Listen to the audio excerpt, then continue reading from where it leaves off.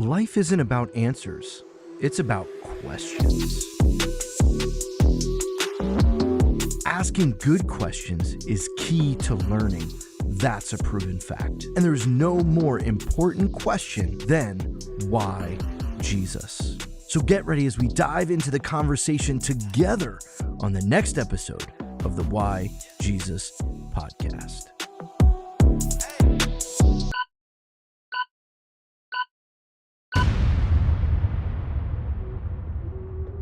On today's episode of the Why Jesus podcast, we're going to be looking at the sound of freedom and talking about our perspective on this movie and some of the scandals that have just broke recently, and how Christian music has kind of taken a turn for the strange with Flamy Grant. You heard that right. Flamy Grant, a drag queen Christian artist, topping the charts recently in July. And finally, we're also going to talk about how someone was denied care based on their beliefs about transgender ideology. This and so much more on the next episode of the Why Jesus podcast. Here we are, another episode. Welcome to another episode of the Why Jesus podcast. With me, I have Daryl, Ryan, and LT. How's it going, fellas? Salute. I haven't seen these brothers. I haven't spoke to these brothers in like less than 8.5 seconds. We talk all day, every day. So I'm grateful for these brothers, man. And this is my part two again. Like last week, this is my part two for the evening. There's still eschatology talk on my channel right now. So I'm happy to be here with my Why Jesus brothers. Yeah, we said in the green room before that you have to get some kind of reward because you left your own channel. It's live streaming to come hang out here, but that's what it's about. That's awesome. How are you doing, LT? How's it going, Ryan? What's up in your guys' worlds as we start today? I'm just wondering which one of you guys' uncles is dressing up as Flamy Grant. Ain't nobody got time for that. No, we're good, man. We're good. No. I'm excited for the conversation tonight. No matter whose uncle it is.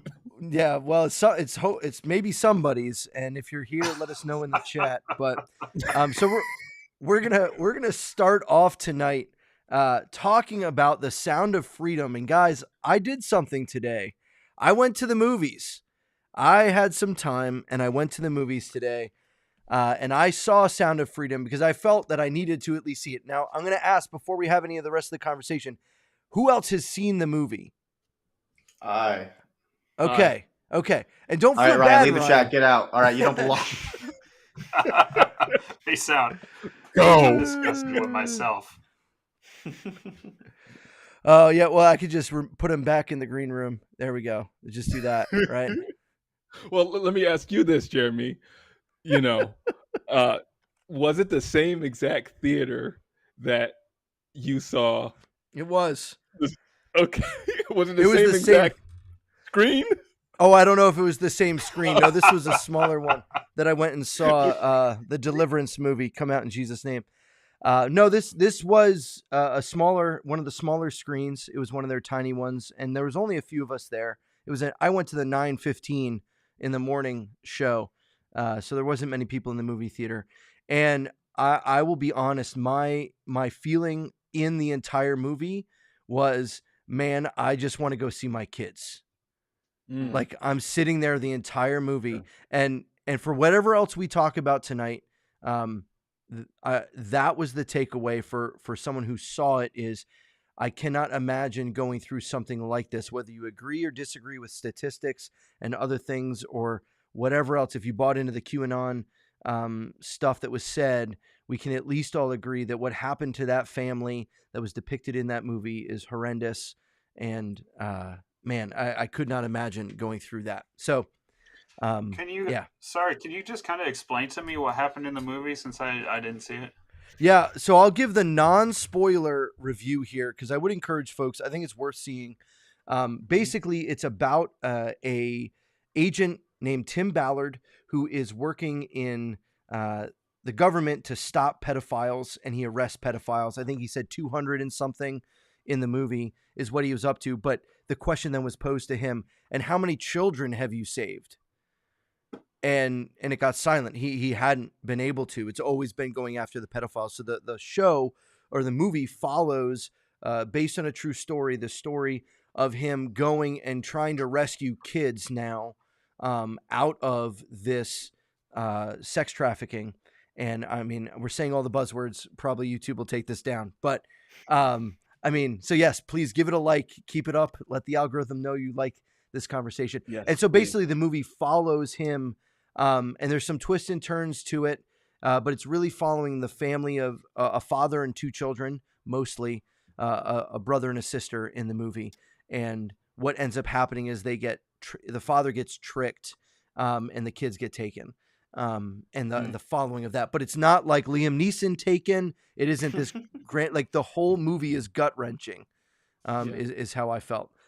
It's not as much of an action movie as it is kind of I would say almost like a drama, because like if you go in it thinking there's going to be a lot of like fight scenes and like you said, Liam Neeson, it's not like that. It's much more drama, much more emotional. There's a little bit of action but not a lot. So that was the overall 30,000 foot view of the movie, and I found it interesting that there was so much controversy that came out about it, particularly around Jim Caviezel. And if some of you had seen that, we'll hop over here and take a look. So there had been some conversation about, that was from last week. Sound of Freedom is a superhero movie for dads with brainworms. The QAnon tinged thriller about child trafficking is designed to appeal to the conscience of a conspiracy-addled boomer. Wow. Rolling Stone. And that's their perspective because they're linking specifically that Jim Caviezel has QAnon connections, and some of the QAnon conspiracy theories that are out there have to do with child trafficking. And so they're putting two and two together and say this is just a conspiracy theory movie. Right. What do you think about that? I mean, I heard some of the pushback, that I heard that this was sort of the mainstream's talking point, that it's all sort of made up and it's just to feed into the QAnon thing and all that stuff. But I haven't spent enough time looking into it to research it. But I mean, my first thought is that it just doesn't make sense. If this guy is legit out there and stuff, it just doesn't make sense to me. Why would it be made up, and what would he be doing it for? Exactly. And it's one of those things for me where two things can be true at once. For instance, like it can be true that people have conspiracies in their mind that may be overblown or exaggerated or unsubstantiated. So for instance, there's a lot of conspiracy theories out there on the far right tinges that will say things like the whole Hollywood is involved in like sex trafficking stuff. Whether or not that's the case, it's unsubstantiated. But then something else can be true on the other end where it's like, yeah, but we all know that child sex trafficking actually is a thing and that thousands and thousands of kids every year are trafficked and used for sexual purposes. So like both of those are true. Like it's not like it's an either or situation. And it may be true that Sound of Freedom appeals to people who are conspiracy theorists, but it also appeals to the average person who has a conscience and a brain. So like both things can be true at once. Well, and let's hop back here for a second, because I think the second thing is also helpful to see that look at the critic score versus the audience score here on Rotten Tomatoes. And for those of you that might be listening, I gotta be honest though, that tomato score is a lot higher than I thought it would be. Yeah, I agree. I thought it would be lower because of those conspiracies. For those that might be listening on the podcast, if you found us on Spotify or any of the others, the tomato meter is at a 69% and the audience score is at a 99%. So the audience clearly had a reaction to it. And here's what I'll say. I was going to the movie hearing all of this already, right? I didn't go without that knowledge. And I came away going, this was still a good movie. Like, even if you just take the movie for the story of it, I think it's a good enough movie. It's not perfect. It's not great in some areas, but it's a good movie. It's a movie worth seeing. And I think that it's interesting that people wanted to attach something to it. And I think a lot of people push back on that. But then something else happened yesterday when the news came out that one of the investors, and I had a picture of this, I don't know where it went, but one of the investors of this movie, because it was a crowdfunded movie, was just arrested on kidnapping charges. Yeah. Yep. That's nuts. Now, when you hear that, does that make you think, oh man, that makes this movie bad? Or do you think something different? So, well, the thing that I thought of instantly was like, so all the people who have murdered people, who have stolen things, who have kidnapped people, a bunch of them are invested in the stock market. Does that mean every company that they're invested in is now associated with these people? Are all these companies now for murderers and things because they have someone who bought into their company or bought stock or invested in them that's a bad person? No, like if it's a crowdfunded thing with 6,000 crowdfunders, which I think was roughly how many crowdfunders they had, they don't go do a background check on everyone at the end of the day. Exactly. John says apparently he threw in $100. Yeah, so the average, I don't know how much he threw in, but I did the math. The average of the amount they brought in and the amount of investors they had, the average investor gave $501, right? So, I mean, there's also something to be said for the guilty conscience wanting to participate in something that they like. I want to make my family look good.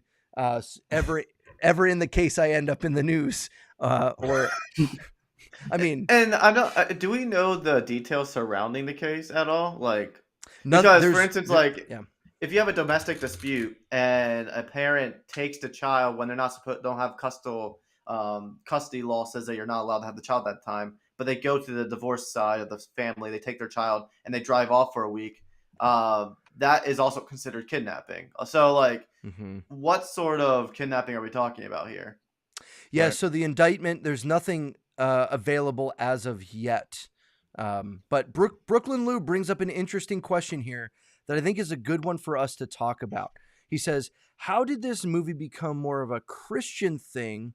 All decent people are against child trafficking. No. And I agree. I think, Brooklyn Lou, here's my perspective, and these folks can disagree with me. They do all the time. But here's what I think happened. So this movie was meant to come out a while ago, and it was meant to come out 5 years ago, and studio after studio wanted to shut it down and not do it. And eventually that's where Angel Studios came in after it was bought out by 20th Century Fox, I think, and then had plans to not even ever release it. And then they crowdfunded it. Why is it a Christian thing? Well, I think that when it started getting pushed to the margins that way, because of the message, it kind of links up a little bit with who Jin Caviezel is. So I think the main character being a very strong Catholic, a Roman Catholic, I think has a part to play in that. And so I don't know that it's necessarily a Christian movie. There are a few lines in the movie that give you a hint to the faith of Tim Ballard, the main character, but it isn't overtly Christian in that sense.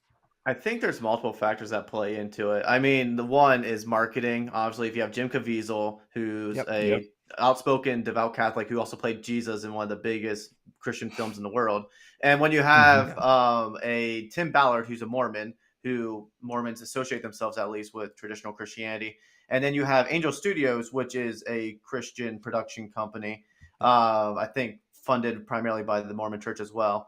And then you have this being marketed out to a more conservative Christian base because of all the benefactors and the big players in the game. It's going to hit the Christian network pretty fast and pretty quick. Secondly, the conservative right-leaning side of American politics is about 70% to 80% religious, and that 70 to 80% is mostly Christian. And when it comes to the political divide on this movie, a lot of right-leaning news networks were the ones pointing out the fact that a lot of left-leaning news networks were critical of the movie. So that means a lot of Christians on the right are hopping on the bandwagon, speaking up Yep. and saying that this was a good movie and that they're defending it. So like I just think there's multiple factors that play into this, why it became more of a Christian thing, Sure. and how it was mainstreamed. Well, and yeah, you and mentioned after. Oh, go ahead, Ryan. I was just going to say that you mentioned the guy that threw in $100 earlier, who was in support of the movie. But I've also heard stories on the other end where there were folks that were critical, who then later it came out that they were what's the term? They were underage attracted Minor or attracted. minor attracted people. Oh, There was only One one guy, case I I heard think. of for that. Are you talking about the guy in the Rolling Stone? Yeah. Yeah, there's the guy in the Rolling Stone. And then I heard also a guy in the Washington Post who identified himself as a minor attracted person, and so I think there's that on both sides. As far as the guy throwing his support behind it, I don't know if you guys ever watch Patrick Bet David or listen to him and Valuetainment and stuff. I know Arthur does a lot. He had some FBI informants on like a month ago who specialized in child videos, mm-hmm. and the FBI informant said that, or sorry, he's not an informant, he's an agent. The agent said that a lot of these guys, that is like their one vice, and then the rest of their life they spend trying to make up for the fact that they are this monster. And so I think that could also be a reason why you find folks like this throwing their support behind it, is because they feel so ashamed of who they secretly are that they're trying to be somebody else, in appearances to everybody else. Yeah, that's a good point. I think that there's a lot of interesting that surround this movie. Also, the box office numbers that they brought in $165 million as of right now, which puts them at the top 350 all time in the box office, which is kind of crazy for a movie. Now, I think that there's a few things it had to its advantage. I think the controversy actually helped it. And our next topic that we're going to talk about is the same thing. Controversy actually made this a topic where I don't think it was as big a topic as it was before. And we'll get to that in a moment. But I think ultimately when we talk about these things, I think that we can at least hopefully, like Brooklyn Lou said, all agree that child trafficking is heinous and evil. And that's what seems so strange, especially when we hear things about Epstein Island and all these other real world things that have happened that kind of line up with what these statistics are bearing out. We don't mean to, I don't think the movie meant to create a panic in people, but more a reality of, hey, Awareness. this is still happening. And I think awareness is important, and awareness can matter. It's not just about, is that the pushback? Here's the last point I'll give and let you guys react to this. Some people are saying, why make a movie about this? It's not going to do anything. What do you think about that? You could say that about anything. Why would anybody do anything? Yeah. Just about to say that. I get, some of the stuff some stuff I agree with is pointless. Like, people wearing a certain color on a certain day or, whatever. Sure. I think some of these things, and even what they're raising awareness for, I think is pointless in a lot of cases. But something this scale, I mean, it's going to affect so many people. So many people are going to get inspired to do something about it, that I think it's a tremendous thing for it to come out. If somebody says that this isn't going to do anything, I think that's kind of a silly take. I mean, raising awareness is normally for the purpose of motivating a mass amount of people to do their part. That's generally the goal of raising awareness of some sort of problem or whatever. So if you have millions of people watching a movie and they're moved by the movie, then you'll get a handful of people, if not many people, to be moved to either donate to causes, to get their church involved, to do something, get active. And in that way, then you can start the ball rolling. actually, interestingly enough, I'm currently reading the book. What's it called? Oh man, Uncle Tom's Cabin. And if you know anything about the history of Uncle Tom's Cabin, written in the 1800s, it was an abolitionist book to help end slavery. It was a fiction book. It wasn't nonfiction. It was a fiction book. That book helped start the catalyst, helped to get a movement started to end slavery in America. And it was a fiction story all about just trying to portray a story of why slavery is wrong and evil. So like anything in the fictional realm can motivate people to do good things in the real world. Mm-hmm. Well, yeah, I agree. And I think awareness can be an important thing, because I think when you start shining a spotlight on something, usually that brings about not only just awareness, but action as a result. It usually follows. So let's hop into our next topic today. Unless anyone else has a burning desire to add something more to the Sound of Freedom. I think it's worthwhile to see, but I also would warn those with kids, man, it was hard to watch at times. Difficult. So let's hop into this next topic. And I got to get rid of Jim Caviezel's face. He doesn't belong here anymore. Though I'd rather look at Jim Caviezel than what we're about to look like. Yeah. Sorry to scare you there, Ryan. A drag queen topped the iTunes Christian music chart. Boys Will Be Girls is an ode to the LGBTQ plus people who have been rejected by their churches. Another headline comes out of this, says, Christian drag queen Flamey Grant's #1 album is the battle cry against terrible theology of religious bigots. I'm here in all of my draggy audacity to demand they reckon with reality, Flamey tells EW Entertainment Weekly after her Bible Belt Baby topped the Christian charts in a feud with Sean Foyt. Got cut off there at the bottom. So here, I'm going to read just a little bit. You guys interrupt me, pause me as we get going. But just that last comment, though, the bad theology, where is that coming from? Why would that be the battle cry of Christians? What Christians are really saying this? Do you know any? Yeah, no. Like,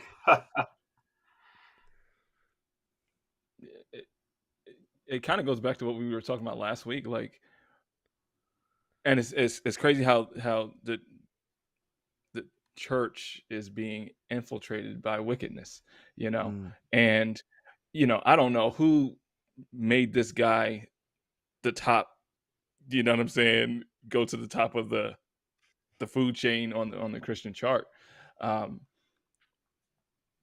maybe he has a following of deconstruction people that's leaving the sound churches and joining like these progressive ones, and he had maybe he had a following, and they just followed his music. He might have been doing the same music he's doing now, but he's labeling it Christian, and however somehow he made it to the top, and that's just is sick, honestly.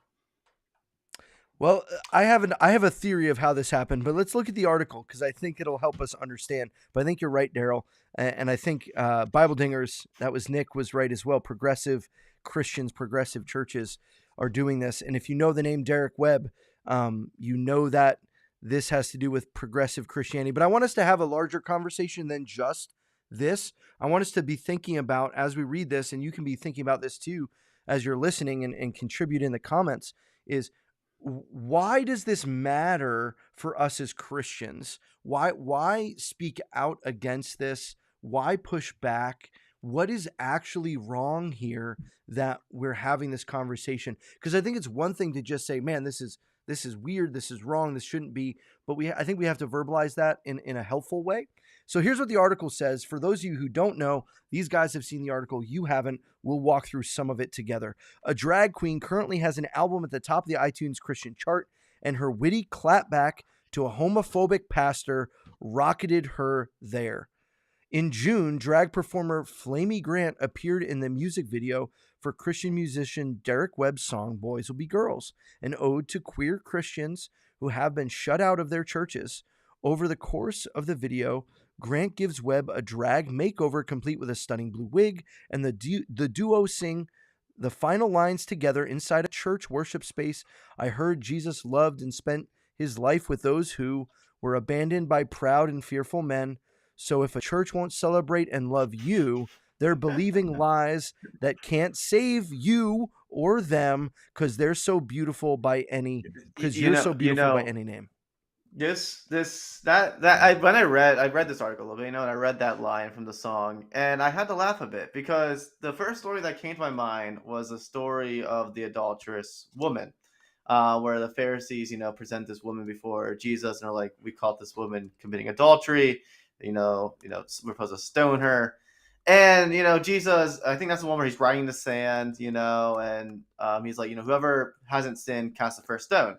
And all the Pharisees basically walk away one by one with their tails tucked between their legs because they've all have sinned. And the reason why they did the whole thing in the first place wasn't for actual justice. It was to make Jesus look like a fool and to get away with their own evil.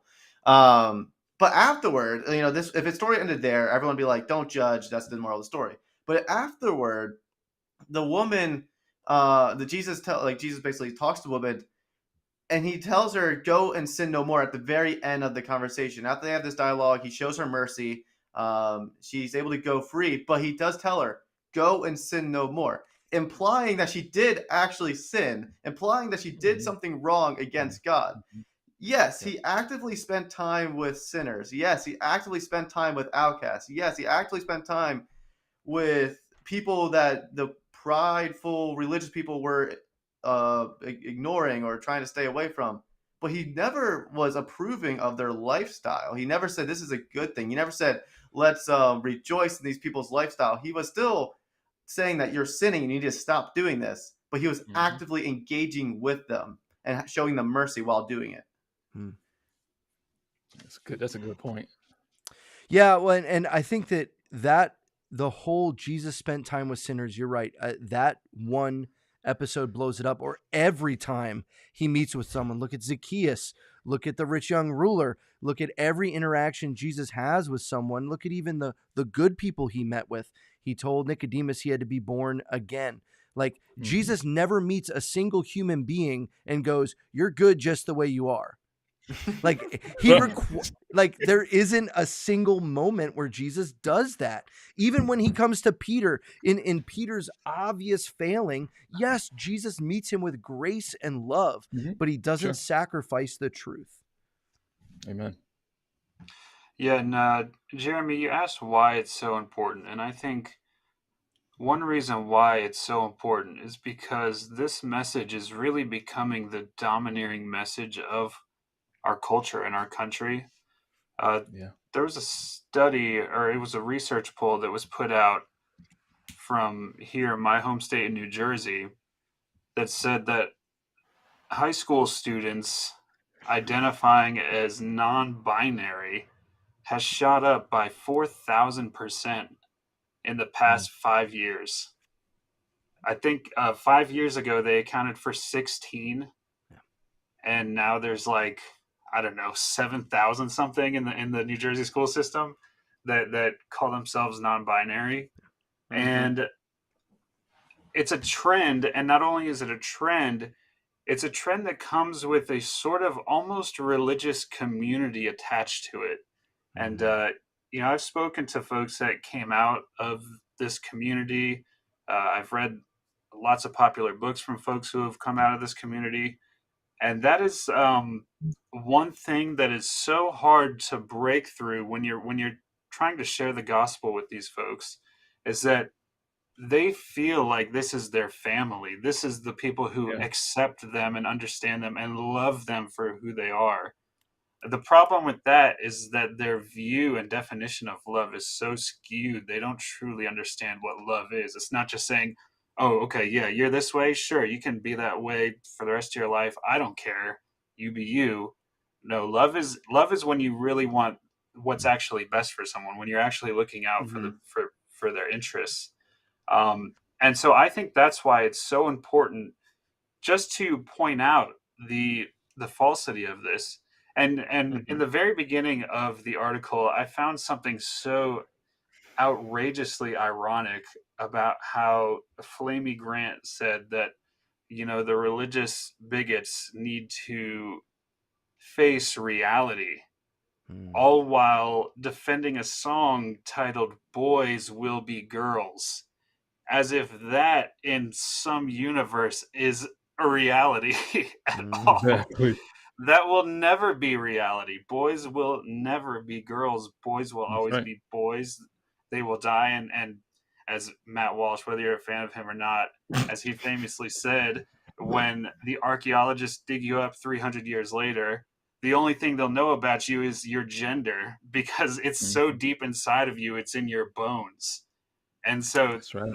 what is actual reality is being flipped as if that's what's crazy, and what Flamey Grant is saying is reality. And so if we're just like, yeah, sure, it could totally be true, it could totally be reality, then everyone's just gonna go along with the flow because it's But obviously here's trendy and people are doing it. And the thing about going on to a point you mentioned earlier about people who leave the community, like it's like a family and stuff. A lot of times, people who are conservative Christians and traditional Christians, or even maybe just politically conservative. Let's just say go that way as well. The thing is, often they approach this issue from a really they try to like do it intellectually till they're like blue in the face. So like as you mentioned, Daily Wire hosts will go till they're blue in the face, pointing out all the intellectual inconsistencies with transgenderism or with non-binary stuff or with postmodernism as a general whole or progressivism as a general whole. But a lot of people aren't involved in these movements because they think it makes intellectual sense. They're involved in it because of the emotional and social appeal it holds. I mean, I don't think a lot of people like legitimately necessarily intellectually assent to the fact that like, oh, a guy is a girl, but there's this thought process that goes, well, I can think to myself I'm a guy. I can express myself like I'm a guy, even if I'm a girl. I can express myself like I'm a guy. I can dress like other guys dress. I can talk like other guys talk. If I can imitate something and I can believe it, why does it matter what's actually reality? Why does it matter what's actually true when I can act like something else? And again, boils down to emotionalism, and then boils down to this community of, even if so, why not? Why does it matter? And it doesn't become an intellectual argument at that point. It becomes an emotional argument. It becomes a argument of desire. And that requires a different approach than just intellectually tearing it down. Pointing out why it's intellectually false is a first step, but you need to go beyond that. You need to go beyond the intellectual. You need to start building relationships. You need to start showing why this isn't actually emotionally good for you, why this isn't actually good for you socially, why isn't it good for you spiritually. You need to go deeper than just some sort of intellectual base level. Yeah, and I think you're right on. I think that the intellectual can be addressed, but it's not. It cannot stay there.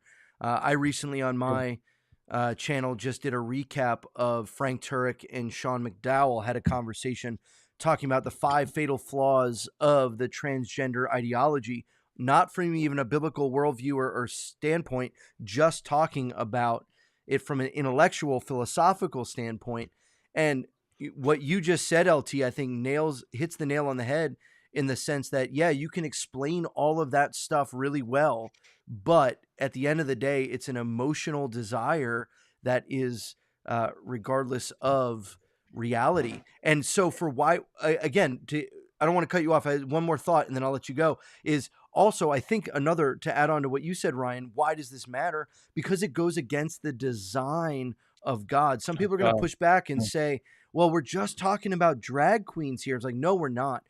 In this, yeah, we're talking about the image of God, how God has created us to be. And in this whole situation, why is this album at number 1?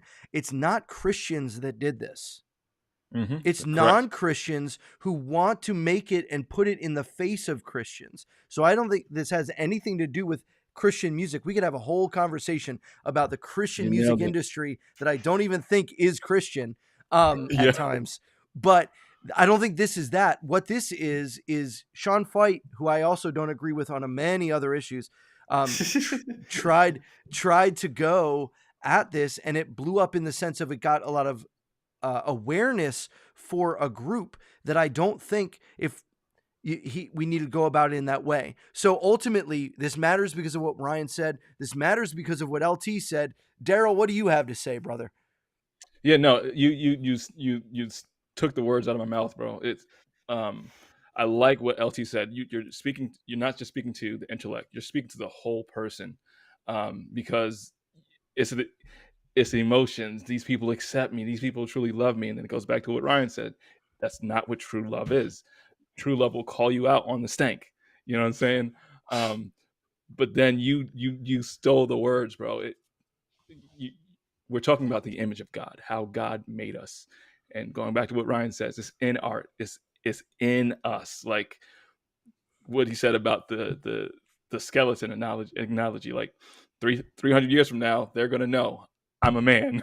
They're gonna know my wife was a woman. You know what I mean? Like they're gonna know based on how God made us, and it goes back to the beginning, the Imago Dei.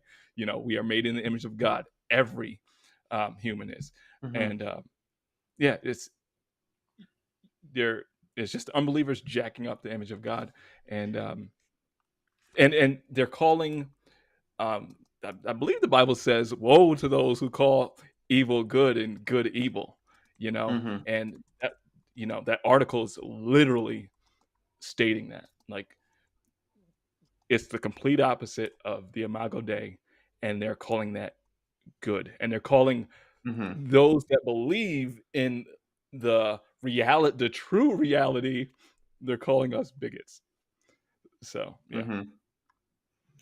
And what's actually the 2 points I wanted to make. One is that not only are we talking about the fact that this is being driven by desire and emotionalism, it's being driven by sexual desire, which is the strongest of all desires. Especially a lot of men would acknowledge that as well. Like when it comes to sexual desire, people are willing to compromise a lot in their life to fulfill it, in whatever way that means, even if it doesn't necessarily align with what's best for them or what makes sense. They're willing to make compromises to that effect, basically.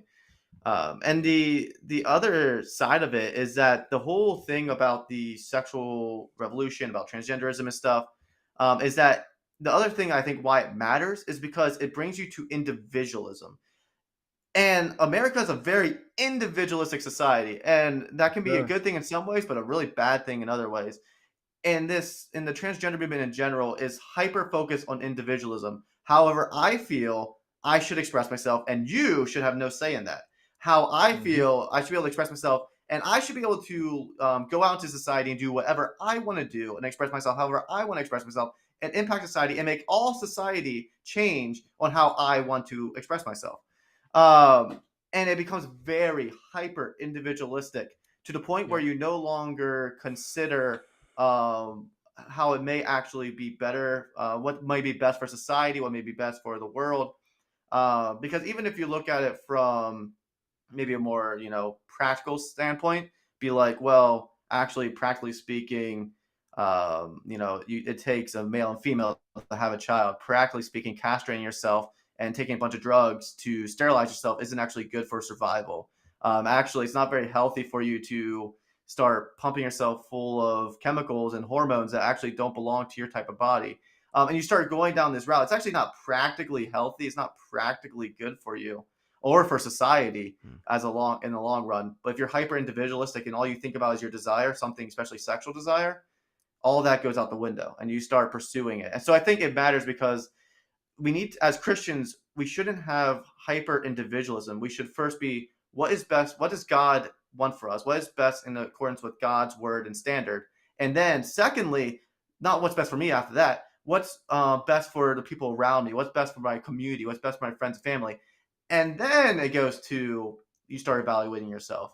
So like, we're just kind of backwards when it comes to our priorities and how we approach things in society. If we had a sound effect, it would be like just bomb drop. Yes, sir. That's a minute. Well, and what you've just said, LT, is what Jesus says. Love God love your neighbor, like Mhm. not love yourself first. And Mhm. that's what this message is. And whenever I hear people portray a love yourself first gospel, this is where it ends up. This is where a love yourself gospel ends up, where it is gratifying any desire, and there's no filter to desire, and anyone who filters your desire is evil. And that's how this article ends. I want to flip back to the article here at the very end, because I think it points out really the heart of folks. In an Instagram post celebrating the news, Grant gave a shout out to everyone who helped her achieve her goal. Again, referencing someone dressing in clothes may not even identify that way. How do we even, anyway, a community of people who wholeheartedly and full-throatedly reject the notion that Christian faith has to look like fearful, petty, weak evangelicalism that demonizes so many people and dominates too much of the life in the U.S. F that, Grant added. You belong here. If here's where you want to be, I love you. Okay, wait. So let me get this straight. So they're going to make a song that quote unquote is Christian and goes into the Christian top #1 hit. They're going to present themselves as a Christian, but then also simultaneously make a statement about basically Christian faith has too much dominance in the U.S. and shouldn't be as prevalent in politics. Is that no. really? Is that Just the statement? Just a weak evangelicalism. They want a different brand of Christianity. That's what it is. So I think you're right. It is kind of ridiculous that you don't want Christians to dominate. They want their version of Christianity that lets everyone do whatever they want, and there is no judgment ever on anything. At least that's how I read that. Man, I fully, it literally goes back to like just the 10 Commandments. Like there's so many commandments that have been broken, specifically just within that article, and whomever was talking about this, like they're trying to make a god that will best suit their they're making an idol. They're making a false little g god, to fit their, like Elsie said, fit their sexual desire, and that false god does not work. So like Elsie was talking about, if everybody lived as individualistic as they want to live, this will be in more chaos than it already is. You know. Shout out to Read It Out Loud. I know that guy. I think I'd also like to push back a little bit on, the statement of evangelical Christianity somehow being this demonizing, dominating group in American culture. Like, first of all, evangelical movies and music and stuff is terrible. So that's first off. We're not influencing anything. Okay, number two, the group that dominates the culture is the progressive group, and I'm not talking about Christians. I'm talking about non-Christian, progressive, liberal type of folks. And I think the litmus test here is who you are allowed to speak out against. Are you allowed to speak out against Christians? Sure, go ahead. That's no problem. And I'm a Christian. I don't care. Speak out against Christians. But are you allowed to speak out against transgender folks? Well, now you're going to lose your job. Or now you are going to get denied healthcare, which we can talk about, the nuances. That's not a good segue, bro. I mean, but you will lose your job if you speak out against LGBT folks or whatever. If you speak out against Christians, then you're part of the cool crowd at work. I mean, as you said, part of that litmus test too is just looking at what gets the most views, makes the most money, all that. Hollywood is littered with progressive movies. Disney is full of progressive content. And you have the top music artists, you think of any pop artists, they're all progressive. And yet there's this funny mentality that everything's rigged against those people. Like then we're supposed to buy the lie that actually, well, America is being dominated by the right-wing evangelical Trump supporting, when in reality all the people in control of entertainment are all progressives. So like it's just kind of this funny dynamic. And as soon as a quote-unquote conservative right-leaning movie gets made, it's called a QAnon conspiracy theory and said to be right. So, but I think this is an interesting comment here by Leslie, because I didn't go into the comments section on articles. Maybe I should more often. She said, I read a Medium article on or about this, and most of the people in the comments were defending this. This is sad. And so it gets to our point. I think the majority culture has already agreed. And so it's not hard to go with the flow in that regard. And so that's why it's important to talk about. And this next topic that Ryan had already alluded to, and this idea of depending upon who gets to say what. Now I think we should I'm going to read this article so you get the context of what we're talking about, because if you go just based off of what's being said here, you're probably going to already draw an opinion. The title of the article says, breast cancer patient dropped by Oregon clinic after a complaint about transgenderism banner hanging like a Nazi flag. So much in that headline. Can they please write our titles for us? Well, they misspelled Oregon. I want to point that out. Oh, did they? I was really confused about that. Oregon. I saw that. I'm like, what is Oregon? Oregon. Okay. Oh, it froze. Oh, there we go. Okay. Here we go. Before you get it all queasy of me scrolling up and down. An Oregon, they spelled it right there. An Oregon woman battling breast cancer says she was dropped by her primary care doctor because of her response to the display of a transgender pride flag in the doctor's office. Marlene Barbera, who was scheduled to have a mastectomy later this month, was informed by Oregon Health Science University that she was dropped from the clinic due to alleged comments she made about the office's LGBT employees and staff, according to a Give, Send, Go campaign. Barbara shared a letter she sent to the clinic with a conservative social channel Libs of TikTok, which she raised concerns about the enormous transgenderism banner hanging like a Nazi flag behind the receptionist desk at OHSU's Richmond Family Clinic. Let's click on this because I like clicking on links. It takes us to Twitter. That's always dangerous. You never know. It's actually X. Call it by its right name. No, I still see a little tweeter. Well, I'll bring it down. It still has a little tweet right there. It's a Twitter. It's a Twitter. Here's the letter that she sent. And it just basically says, I would like to speak with you directly as I no longer trust that my communications are filtered in good faith by OHU staff. Additionally, I do not feel that's not the whole thing. Where is the whole thing? Do I have to go this way? Oh, there it is. Being sent to? Well, this was the letter that here. I'll go back so you can see what it said. Back.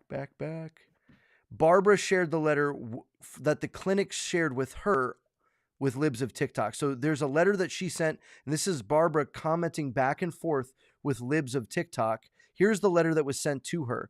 This letter is to inform you effective immediately. You are discharged from receiving any medical care at the Richmond Family Clinic. This action is being taken because of remarks about our LGBTQ community and staff. The provider and staff of the Richmond Clinic will continue to provide for your urgent health care needs until 7/29. So if you need something after this date, even if you're dying, we will not help you.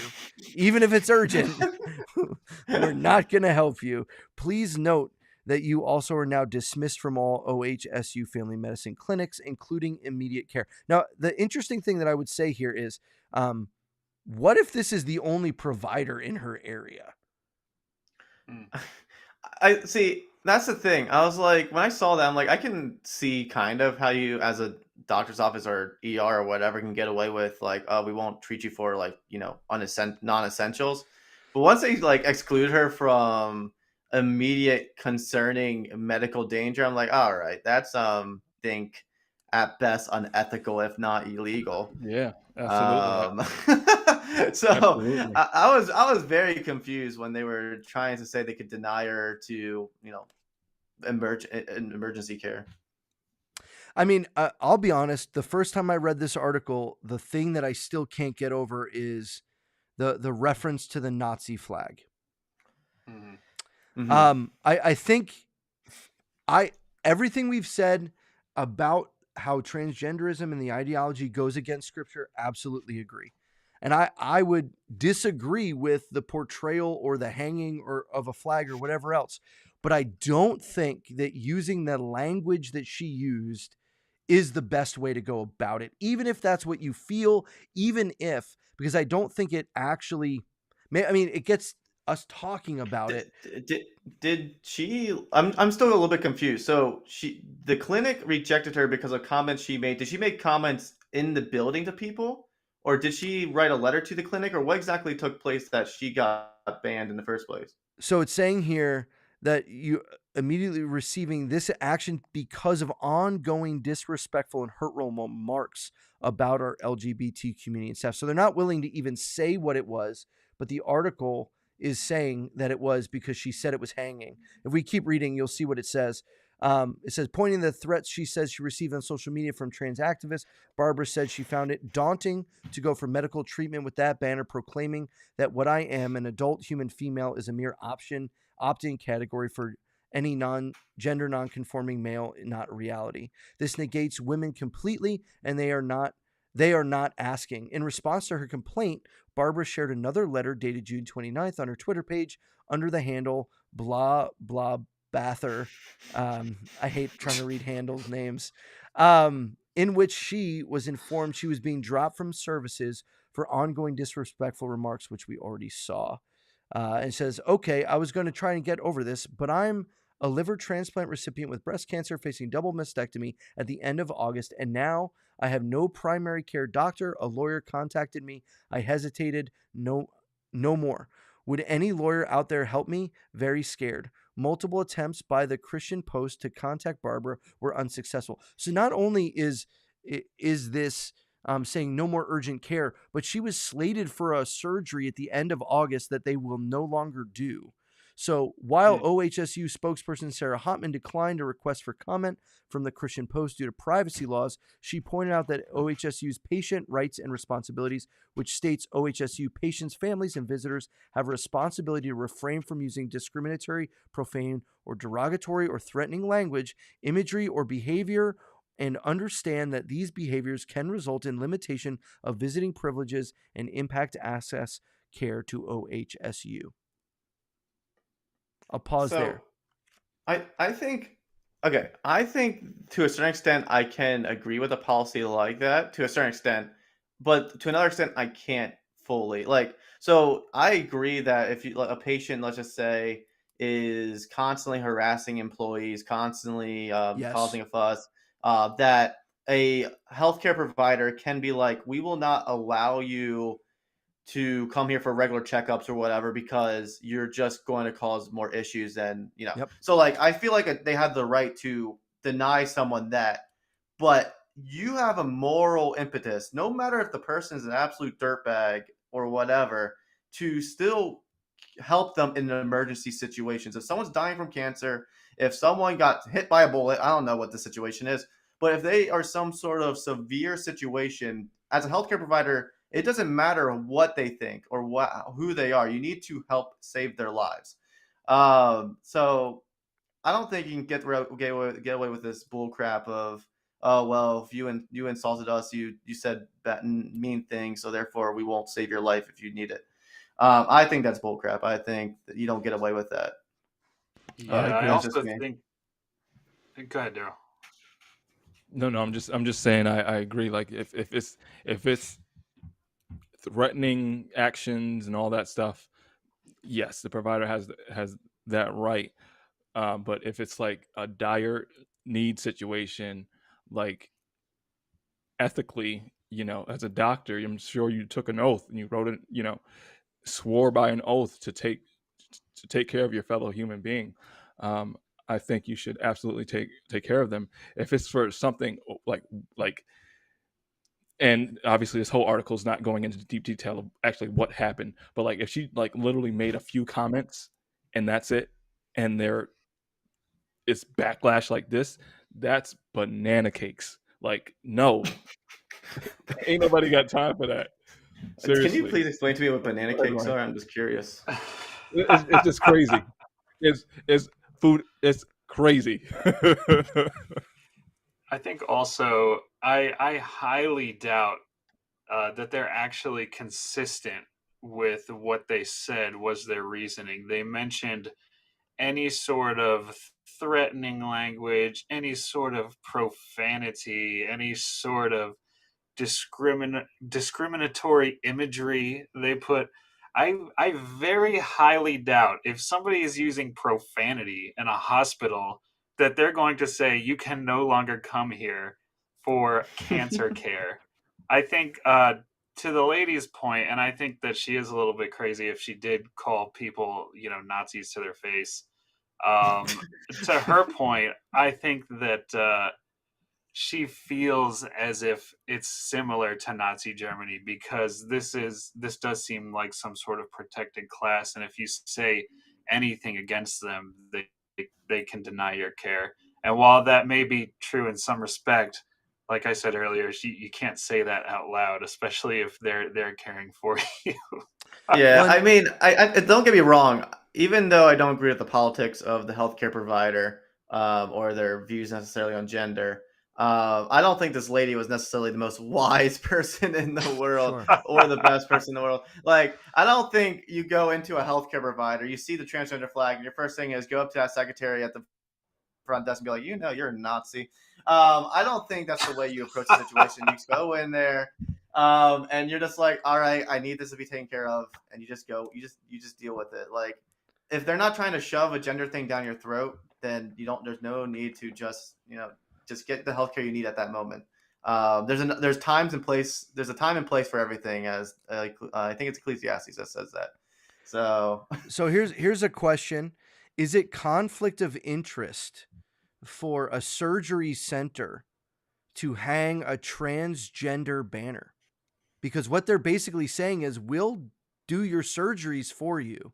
This is a place where we want to do surgeries, and it's almost like them trying to get patient. Like I like they're trying to be like, this is a place to come to get your stuff cut off. See, I didn't think about it in that way. Like, I didn't think of it as an advertising scheme, but that's an interesting perspective. Like, I think from a freedom of speech perspective, they have a right to hang that flag Sure. there. It's like, it's their freedom of speech. They have the right to do that. Whatever. So it sounded like it was a fundraiser, and part of a campaign of some kind.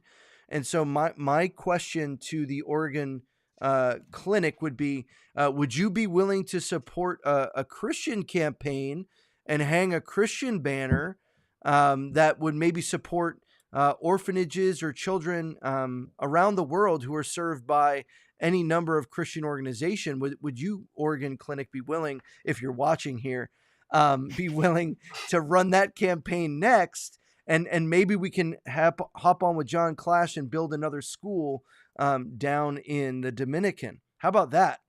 But I have a feeling they're not going to go for that. Yeah. Which they don't have to. I highly doubt it.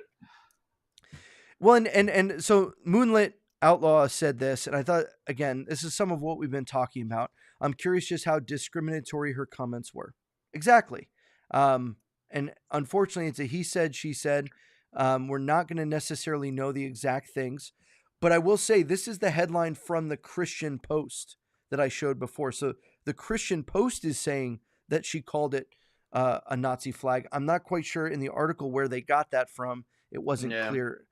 But I think we all agree that isn't the right way to go about it. However, it also seems like it could have been a situation where, hey, you get a warning. This is your last warning. You've been like, did she get any kind of warning, any kind of anything before they said, oh, you have a month until your surgery that's going to stop your cancer? No, we're not going to do it. And the one problem with these sort of policies, if you move away even from the healthcare side of things, like just these speech policies in general, whether it be on YouTube, whether it be in healthcare, whether it be in politics, wherever the scenario, whatever the situation, a lot of times the biggest issue that arises is there's almost like a vagueness to it all. Mm. There's almost Yeah. like this sort of vague standard, like, oh, well, you don't really know when you cross the line, but you kind of know when you get near that line. And, there's kind of this weird vagueness to the whole thing, which I think is partially by design, because then any sort of organization can slam, slam down on you based on their choosing, based on what they like at the time. And they can also back off and not get in trouble when the heat rises and be like, well, actually, we didn't really have any policy in place. There's sort of a mistake going on. So, like, that's the most frustrating part about these sort of speech regulations, is that they're almost always so vague. And it seems like that's on purpose half the time. Well, it'd definitely be interesting to see what comes of this, to see if she does get a lawyer, if she is able to get a healthcare provider, because things don't usually move that fast to even just get a doctor's appointment, let alone schedule a double mastectomy as she needs. So interesting. Any final thoughts on this topic as we start to draw to an end here? Any questions from you guys in the chat? We'd love to hear from you. What are your thoughts? Did you hear anything about these things?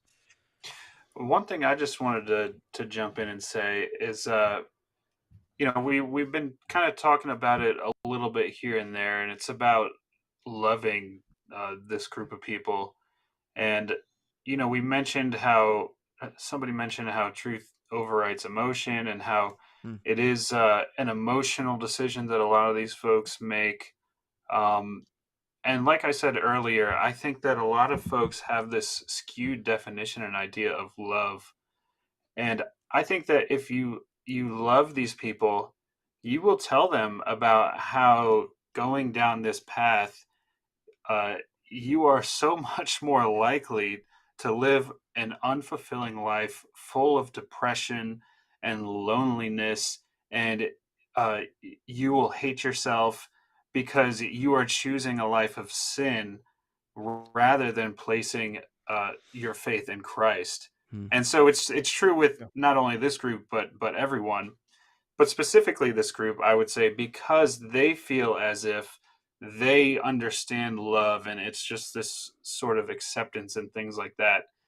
And what And they I don't understand is really the long-term consequences of this short term, I want to do what I want to do now, and Mhm. you have no right to say anything to me. Well, I love you, and that's why I'm trying to tell you that you are headed down a path that's going to cause you to land in depression and with no sort of purpose for your life.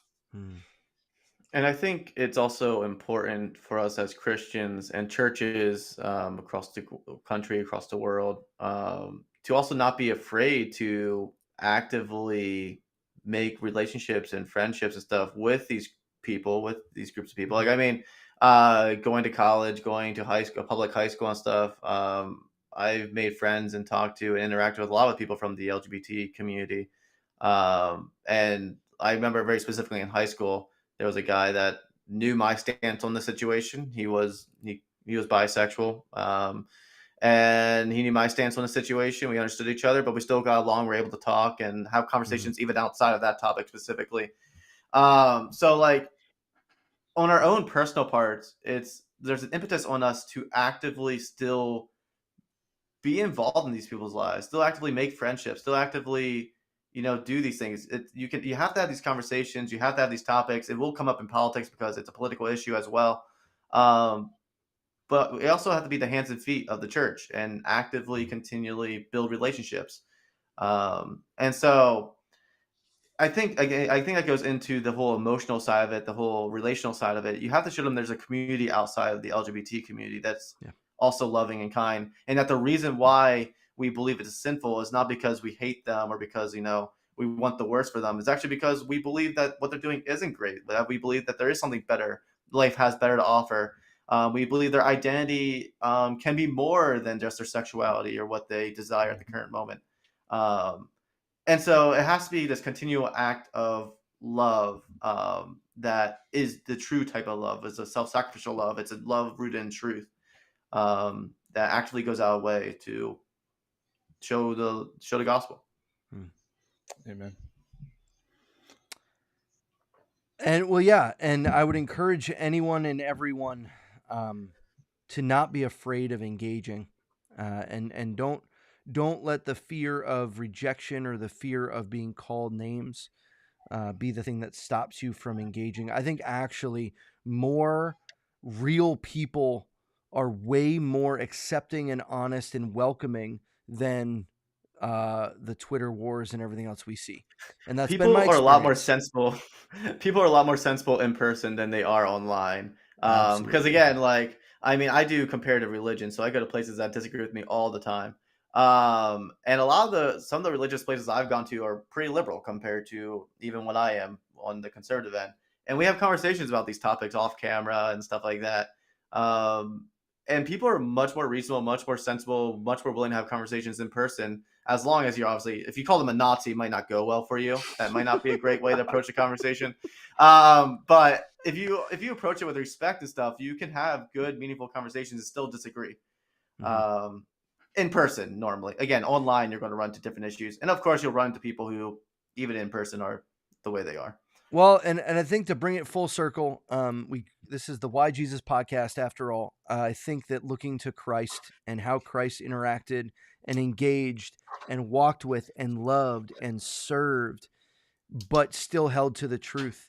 I think we have to be people that do that, and you're not going to be able to be a person that does that if you're not plugged into a local church, if you're not reading the Word of God on your own, if you're not spending time in prayer, if you're not doing these things, then of course you're going to come across these types of things and probably act out of a reaction instead of a thoughtful way of engaging. Because let's be honest, we have to spend a lot more time thinking about how we're going to respond to these things today than we needed to for a long, long time. And Christians, a lot of times, have not been responding well. That doesn't mean we have to agree, but I think we have to respond well. I've shared this before. I work in youth ministry, and I talk with so many young people who are going through transitions in life, not necessarily just gender type stuff. And you would be blown away by how many just want someone to talk to who's not going to immediately just shut them down. They don't even necessarily know what they believe yet. They're still trying to figure that out. And I think so many people are just that way. They aren't really as firm in what they say they believe. They just haven't ever engaged with a Christian who might doing it in a loving and truthful and kind way. And as you actually mentioned earlier in regards to this topic very specifically, a lot of people who are in this movement are young. They're under 25. And a lot of them are in high school. Like, I know of a school that has furries right now, and they have a furry issue. Like, that's one movement I don't fully understand. But they have furries at their high school, and these are kids. They're 15-year-olds, they're 14-year-olds, they're 16-year-olds. Teenagers and kids in general act on impulse. They act on cultural acceptance. They act on social acceptance. They act on what feels good in the moment. They don't really think things through that logically. They're impulsive. Yeah. A lot of them are kids. A lot of them are just kids, and they're getting sucked into the movement because of pop culture, because of it's cool. And so I think that's something else to keep in mind continually too, is that when we talk about this issue, we're not talking about necessarily a bunch of logical older adults who are doing these things. We're talking a lot about just children in general. Yeah, and who have been sold part of the lie that to disagree with this is hateful, right? And that gets thrown out in every single thing. And so I think that there are Christians who disagree in a hateful manner. And we have to strive not to be that. Brooklyn Lou throws in a question. We love questions. Throw us some questions, guys. Do you think God is concerned about the Christian music business? Oh, I love that question. What priority do you think he places on what band sells records? Interesting. What do you guys think? I think that God is concerned about people and people that call themselves Christians. I don't think he places any priority whatsoever on what bands sells like what their sales are, as But far as Ryan, doesn't it mean that I got to the top of the charts? I must be blessed by God. No, yeah, God doesn't look at the charts alone. He looks inward to your heart, I would say. But yeah, I think God cares about the musicians, and I guess the folks being influenced by the music. Uh, Sales, I don't know. Maybe if we're talking about the greed in somebody's heart or something like that. But yeah, I don't think there's any sort of priority that somebody who sells a lot of albums gets over your average Christian. God is quite clearly throughout Scripture concerned about how Christians behave and portray His name. So obviously, one of the first commandments in the 10 Commandments is do not take the Lord's name in vain. Do not call yourself a Christian. Do not call yourself, well, in that time a Jew, but don't call yourself a Christian and then go and live a very sinful, reckless lifestyle, or sing music and sell records that are completely defaming God and what He stands for. Don't live as a hypocrite. Don't be like the hypocrites do, and try to sell God as if He's just this sort of whatever. Like, you don't. God is interested in how He is portrayed by people who claim His name, by people who call themselves Christians. So in that sense, He is very concerned about the Christian music industry, because when people hear Christian music, what they think is, oh, this music portrays what Christians believe. And what Christians believe is what they think of God and what they think of life. So in that sense, God is very concerned with the Christian music industry. But as Ryan said, in regard to sales and stuff, that's much less important than the actual messages and the people behind those messages are portraying. Well, and I would go so far as to say God is very concerned in Scripture about how He is to be worshipped. Yes, About how Christians are to worship. And I know Matt's chiming in here. I'm going to throw us back up. This is salvation. Even when we said we're going to talk about some of this stuff, and so I'm glad you went there, Luke, because I think this is a good conversation. I think that God definitely has His concern with the Christian music industry. It's all about recognition when it should be all about Christ. Even if we even get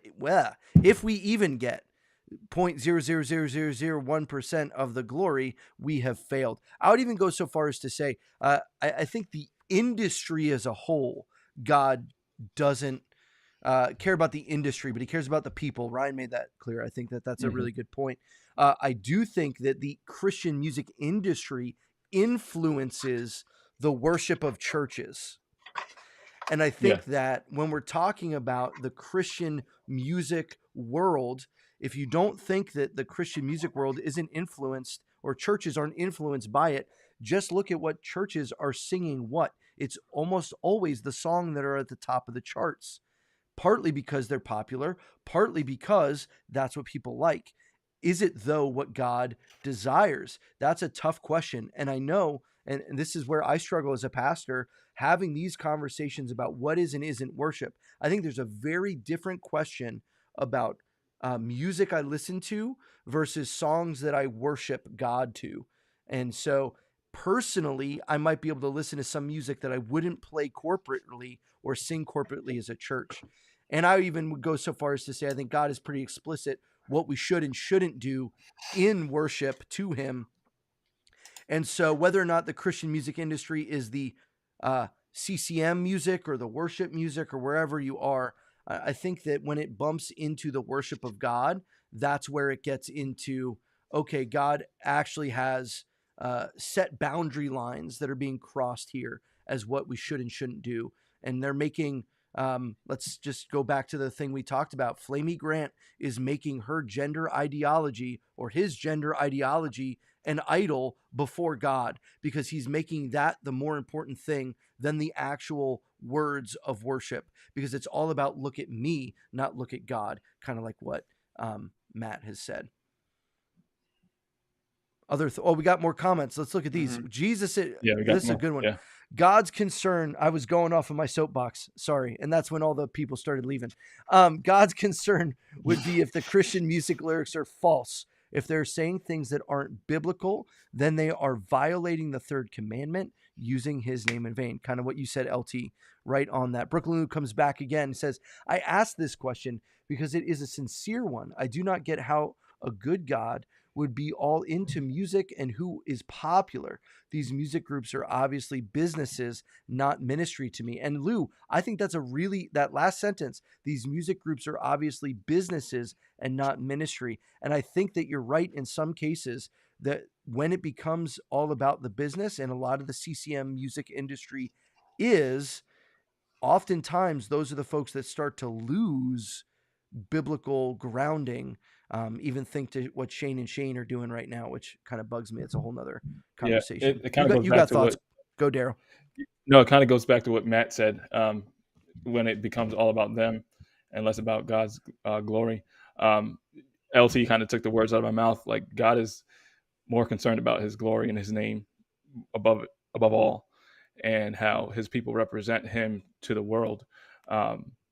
Goes back to, is God being glorified? Is Christ being magnified as Lord and as King? Because God is more concerned about his glory and his name, and how his people represent him throughout the world. So yeah, Brooklyn went right with what Matt said in his previous post about it being more about the glory of God rather than the glory of man. And when, but then if you're playing the devil's advocate, it's like, okay, are these people going into the music industry because they're gifted by God and they kind of have to feed their family, or are they going into it as ministry?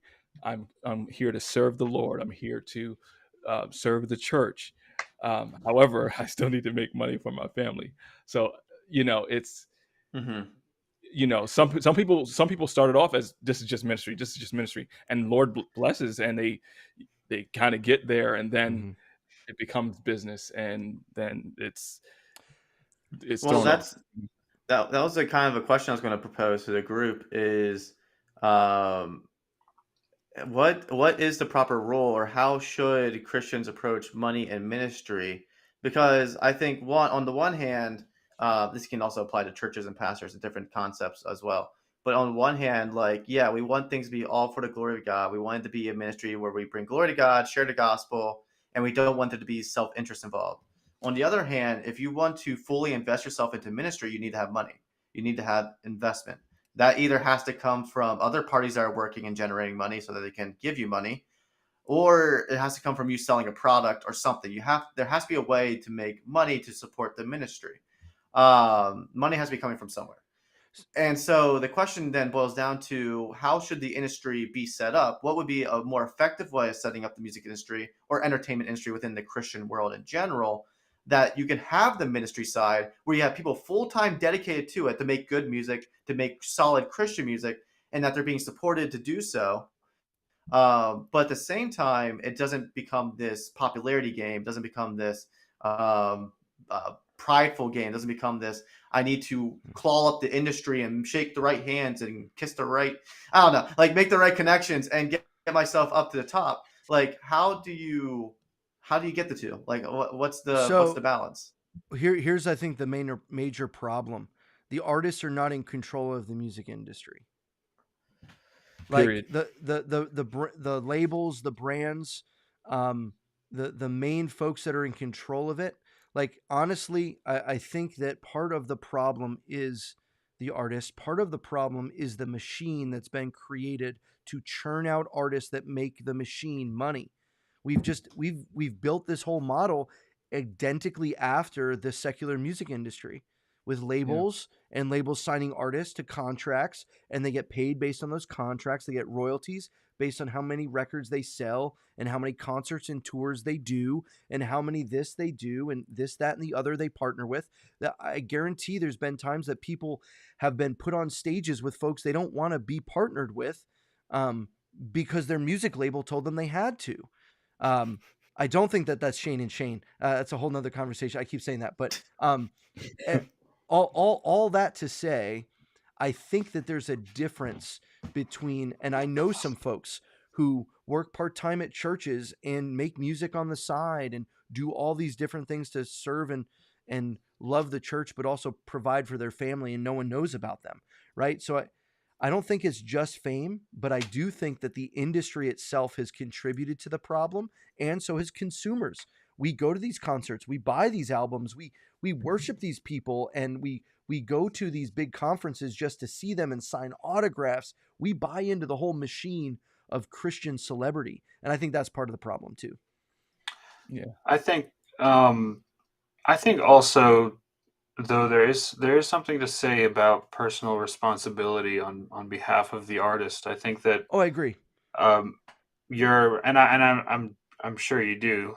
This is just on top of everybody's point that, you know, if you are a Christian artist who got into ministry to minister, to write music that glorifies God, or write books that glorifies God, or whatever that may be, if you get to a point in your life where you're faced with a decision on whether to sell out and chase the money, or continue to glorify God and maybe not make hardly any money, um, you need to ask yourself, what is my priority here?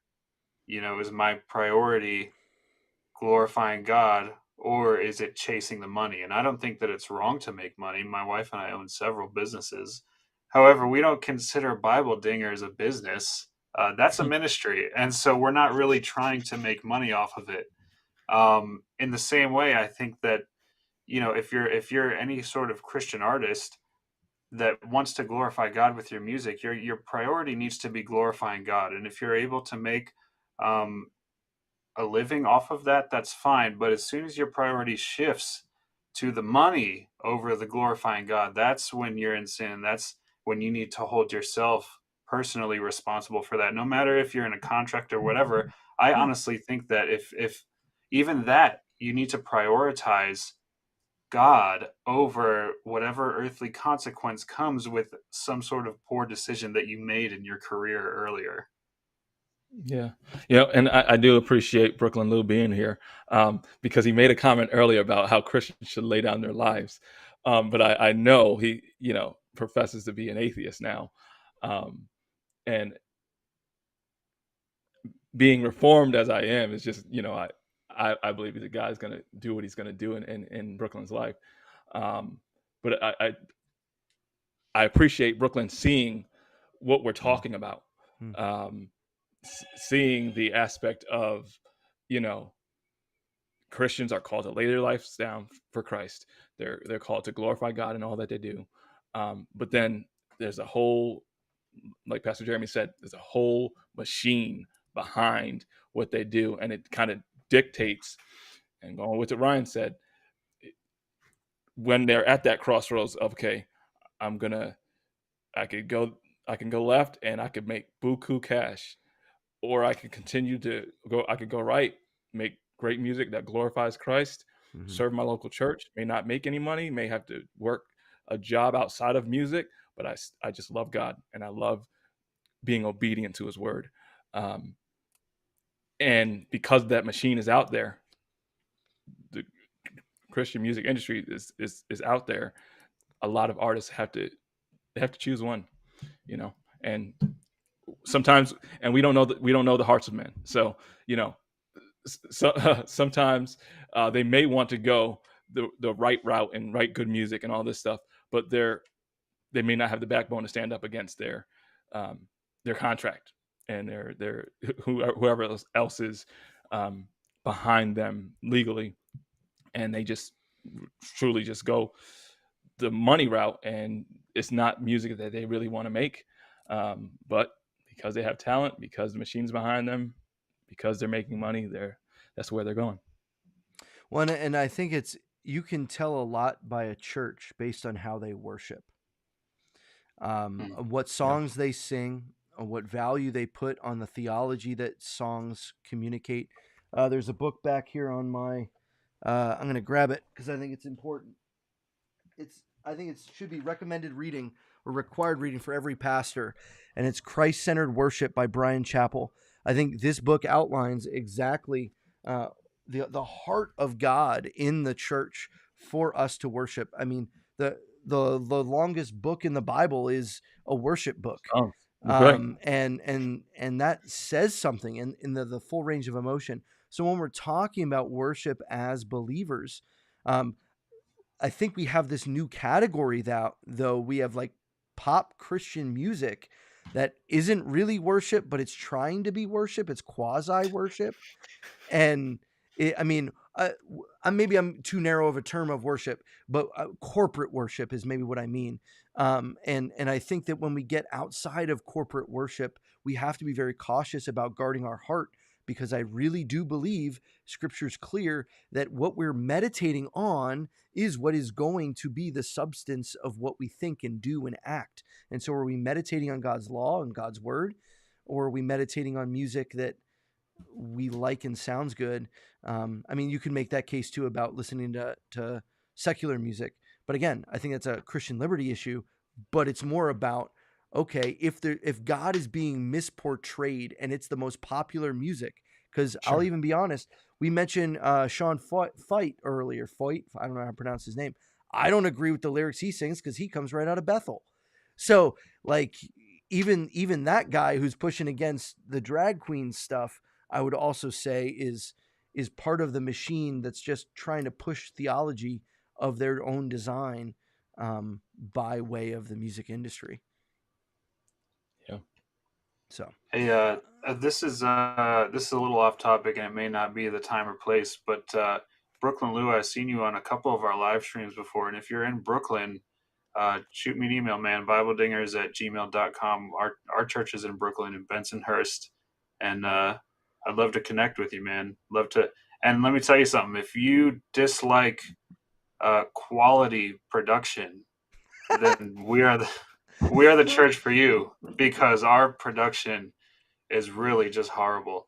I can say that because I'm on the worship team. I'm not criticizing at the worship team. I'm criticizing myself along with the worship team. You live in But Florida. honestly, man, I'd love to connect with you, man. Come out. No, he lives in Florida. He's probably from Brooklyn, but he lives in Florida. So maybe Pastor John. John. Hook up with John Adams in Orlando. He is a worship pastor out there.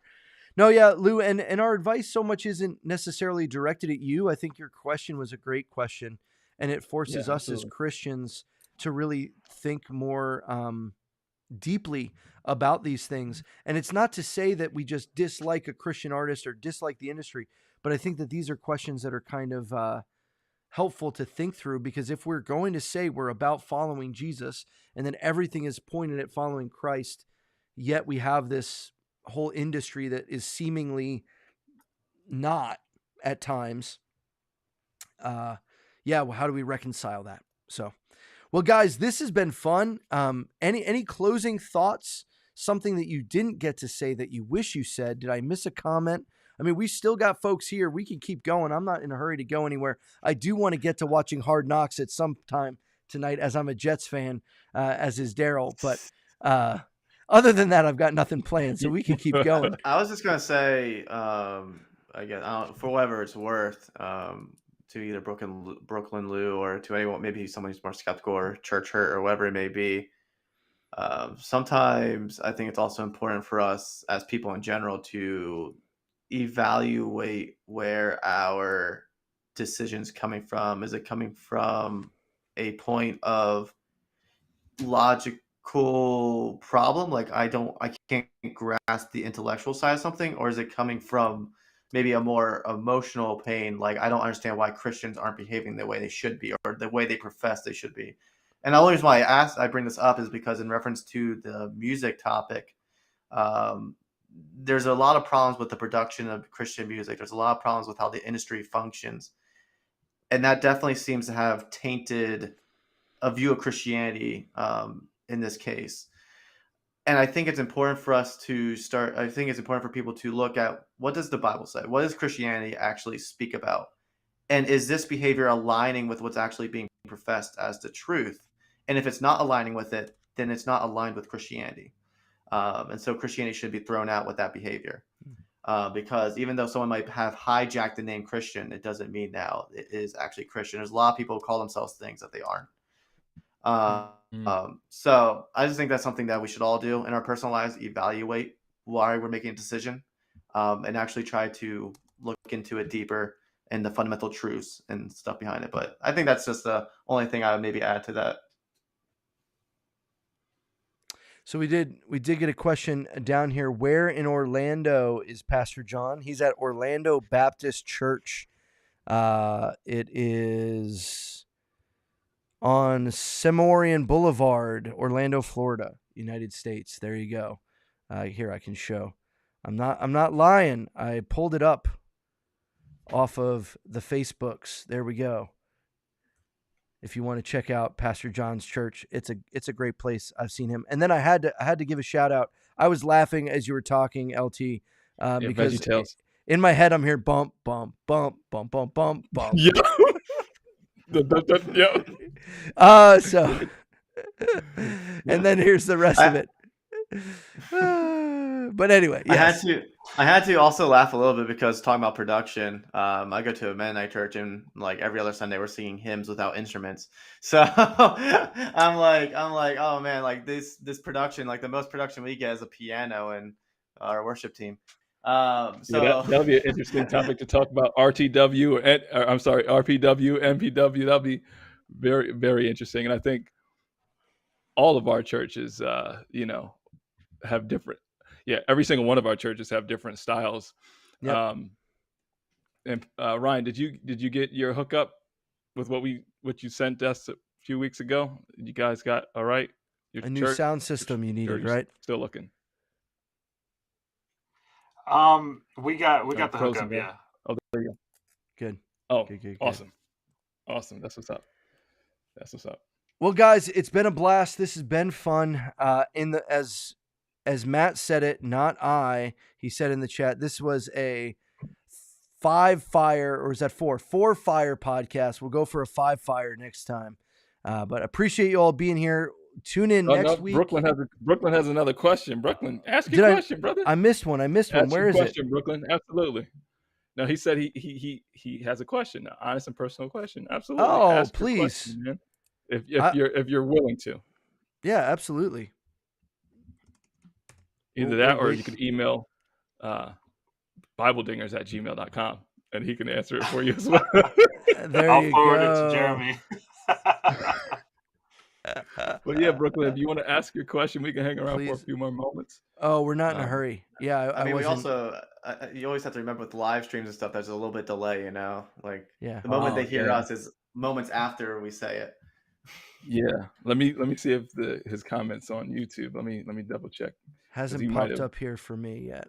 Yeah. Let me just double check. I'm hungry for a salad now.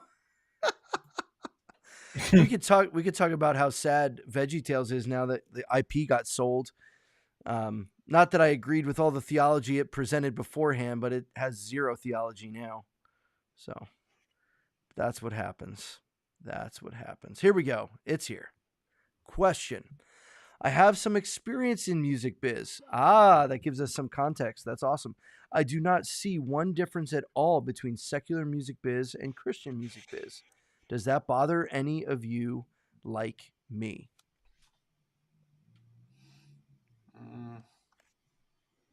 I think it's a little bit more nuanced in my head. To me, it depends on what those similarities are. I mean, if they run, if they both use spreadsheets to track sales and stuff, that's every business. So I'm not sure exactly what similarities you're talking about. Yeah, so, I mean, that's kind of what I was thinking as well. I was like, I'm curious what similarities we're speaking of, because I mean, obviously you can have, like, I work for a business that sells appliances, and it's run by Christians who try to, they try to flesh out their Christian beliefs. And then I know appliance businesses that are run by secular people, but the business model looks very similar. So, like, I guess it depends on what type of similarities we're talking about. But go ahead, Jeremy. No, yeah, I think the same thing, that it depends upon. I think it depends. I do think it's concerning. I think it should cause us pause to think and at least ask the question, is this glorifying God in the way that we're doing business? And Right. that doesn't necessarily mean the model has to be different. I'm not saying that you can't have labels, that you can't have an industry. I don't think that that in itself is wrong. I do think that when we're considering the enjoyment of music, and here's where Lou asks a follow-up question. He asks, why would the worship of God ever be monetized? Well, we hope this channel gets monetized, and I think all things are worship. I think we need like 10 more subs. So if you're not subbed yet, sub to the channel. Gotta work it in there somewhere. No, but You do. so if we're talking about monetized, what do we mean by that? I lead worship. I'm paid by staff to lead worship, to lead Bible studies, to disciple people. Is that the worship of God being monetized? I think there's a difference between the dollar running the show and what Ryan said before, which was, is it about the glory of God? And if that's the decision you're making between, then I think it should look different. I think you should see Christian artists saying, you know what, I'm not going to go play at the Grammys because I don't want to be there, right? I think that that should be part of the Christian music artist. But I also think there's a difference between the contemporary Christian music of today that's pop Christianity and worship. I don't go to the top 40 to worship God. I go to the top 40 because maybe I trust what I'm listening to and maybe I shouldn't. I mean, I was gonna, in regard to whether or not should the worship of God ever be monetized. The first thing I thought of was from the Old Testament, where we think of the Levites, who were supported by the Israelite community, and they weren't supposed to work outside of their priestly duties. They were supposed to focus on their priestly ministerial duties, and they were supported by the community monetarily. And I mean, and because of, again, it's hard to make direct comparisons from the Bible to now because they didn't live in a capitalist society. So their economics is completely different. But in regard to ministry and monetization, I do believe people involved in worship, people involved in active ministry, they should be supported, if possible, financially, so they can do it full time. I don't think in of itself it's wrong to make money off of music, or it's wrong to make money off of entertainment, because I think the issue is how are you marketing it. So like if you're a ministry, let's just say you're a musical artist, and you are singing pure worship music, it's biblically accurate, it's all that, and you build an audience of people who actually want to listen to something on the radio, in their car, or on their phone that actually is edifying. You are actually edifying people, and they are willing to give you money to support you in your endeavors, so you can continue to make more edifying music that can actually lift up the church and not tear it down. That sort of system can be honoring to God. It can be helpful, because then Christians can be like, oh, I'm actually supporting someone who is helping the church. But the moment that the artist or whatever changes their campaign to be like, I want to maximize my dollar, so I want to reach people in the church and outside the church, and water down the message for that reason, so I can make more money. That's definitely where the system goes amok. When you try to maximize your reach by going outside the church, I mean, when I say church, I mean like people who truly authentically believe. When you try to go outside of that and start trying to get a bigger audience, that's when things start going awry, because now it's becoming about the money. Now you're no longer about edifying the church. Now you're all about the money. So let me push back a little bit, and I want to hear your follow through. Obviously we're supposed to build up the church, edify the church, encourage one another in the Lord, stuff like that. Good, Jeremy. So we can chop that up, edit it up, but how are we to reach the world? Let's say reach the world, gain a bigger audience to reach the world, still love the church, make God glorifying music, but also reach the world with our music. Do you think someone can reach the world and still glorify God without watering down? I mean, I would say that if you water down the message, you're not reaching the world with anything. So like at the end of the day, if a Christian artist makes a song about everyone should love each other, and that's the whole essence of the song. Everyone love each other, everyone love each other, hooray, hooray, everyone love each other. And that's it. It might sell, it might hit the big box office, and everyone's listening to it, everyone loves it, but there's no message behind it. There's no actual gospel behind it. So it won't actually it won't do anything. It won't actually be impactful for the kingdom. So if the message isn't there in your music, you're not really reaching the culture with Christianity or the gospel. You're just filling the culture with more empty noise.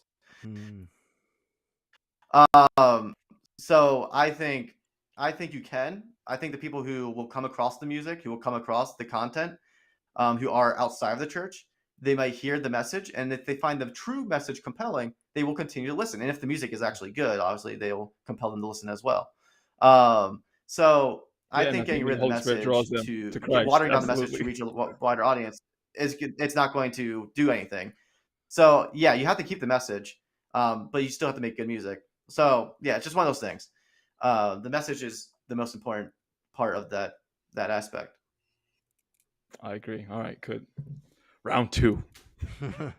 Well, and so as we're thinking about how this all plays out, I think the challenge becomes then what do we do?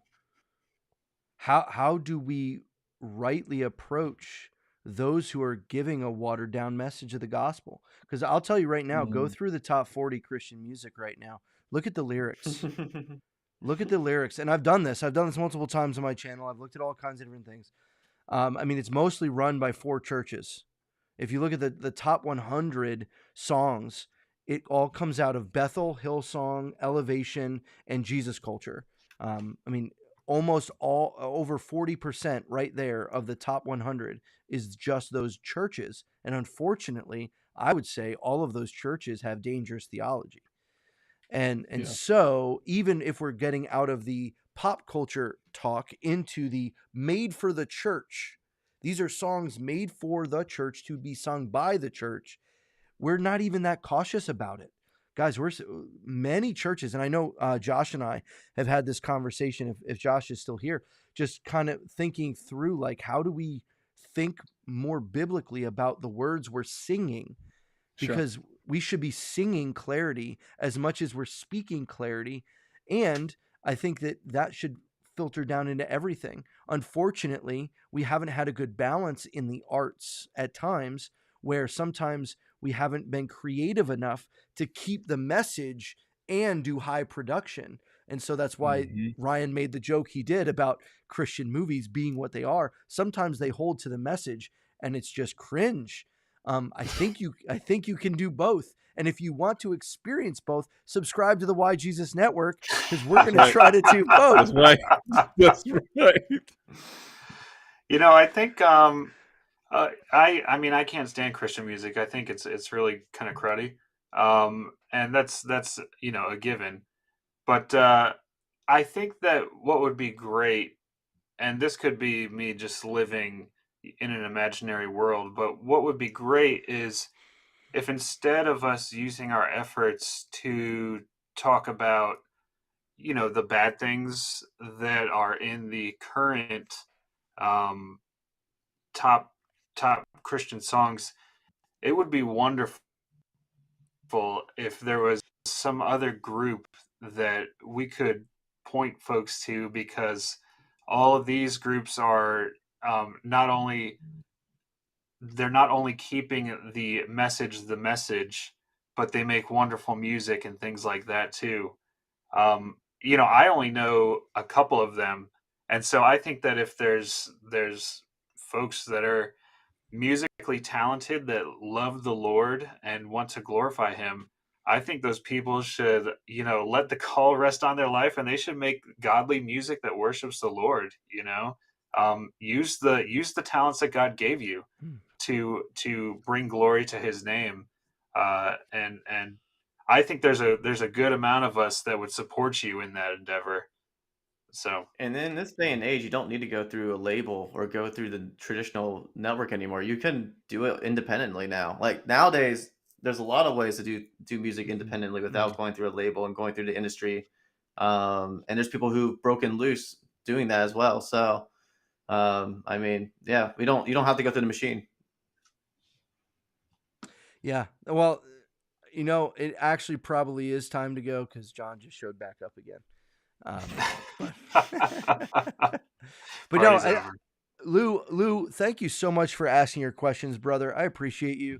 I appreciate you asking those questions. And the rest of you, feel free to ask questions any podcast. We will do our best to get to them. We want this to be a conversation, not just a monologue with four folks hopping on here. It'll be a different crew next week as we get together. And ultimately, our goal with doing all of this is bringing together lots of different creators who all love Christ, who might disagree on finer matters of doctrine, but have the essentials together. And we do that because we know that we are all desiring to glorify God above all things. And that's why we wouldn't be putting folks on this platform. That's a whole nother conversation too of platforming leaders that I think shouldn't be platformed. We can do that in another time too. So again, thank you for being here, guys. I appreciate you. We will catch you on the next one, which will be next Tuesday, 9 p.m. Eastern, back here on the Why Jesus Network. We'll see you next time. Thanks for watching this episode of the Why Jesus podcast. Make sure you click that bell for notifications so you don't miss the next time we go live and answer the most important question, why Jesus? We'll see you live every Tuesday at 9 p.m. Until next time, peace.